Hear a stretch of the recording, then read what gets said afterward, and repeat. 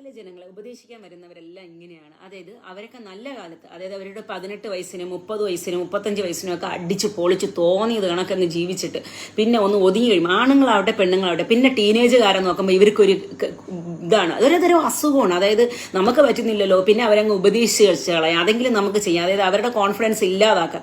ഒളിച്ചും പാത്തും പലതരത്തിൽ പലതും ചെയ്ത് കഴിഞ്ഞവരാണ് ഈ വന്ന് ഉപദേശിക്കുന്നവർ. അത് ആരെന്നൊന്നും ഞാൻ പറയാൻ പോകുന്നില്ല. സോ നമ്മൾ നമ്മുടെ കാര്യം നോക്കുക എന്ന് വെച്ചാൽ പുതിയ തലമുറയെ ജീവിക്കാൻ അനുവദിക്കുക. അല്ലെങ്കിൽ എല്ലാവരും ഇവിടെ നിന്ന് കയറിപ്പോവും. ലാസ്റ്റ് കുറെ വയസ്സായവർ മാത്രം ഇവിടെ കാണും. ഇപ്പൊ തന്നെ കണ്ടില്ല, എല്ലാവർക്കും പഠിക്കുന്ന കുട്ടികളുടെ എല്ലാം 10ാം ക്ലാസ്സും +2 പഠിക്കുന്ന കുട്ടികളുടെ കരിയർ ഗൈഡൻസിന്റെ ക്ലാസ് എടുക്കാൻ പോയി ആഗ്രഹം എല്ലാവർക്കും കാനഡയും പാരീസും ദുബായിലും ഒക്കെ കയറിപ്പോയി. എന്താണെന്ന് ചോദിച്ചു കഴിഞ്ഞാൽ ജഡ്ജ്മെന്റ് ഇല്ലാതെ ജീവിക്കാൻ, ഇഷ്ടമുള്ളതുപോലെ ജീവിക്കാൻ, ഇഷ്ടമുള്ള ഡ്രസ്സ് ഇടാൻ, ഇഷ്ടമുള്ള കൂട്ടുകാരുടെ സംസാരിക്കാൻ. എന്ന് വെച്ചാൽ ഇവിടെ ഒരു ആണിന്റെ അടുത്ത് സംസാരിച്ചാൽ അതുപോലും വൃത്തികേടായിട്ട് പറയുന്ന ഒരു സ്ഥലമാണ് നമ്മുടെ കേരളം എന്ന് പറയുന്നത്.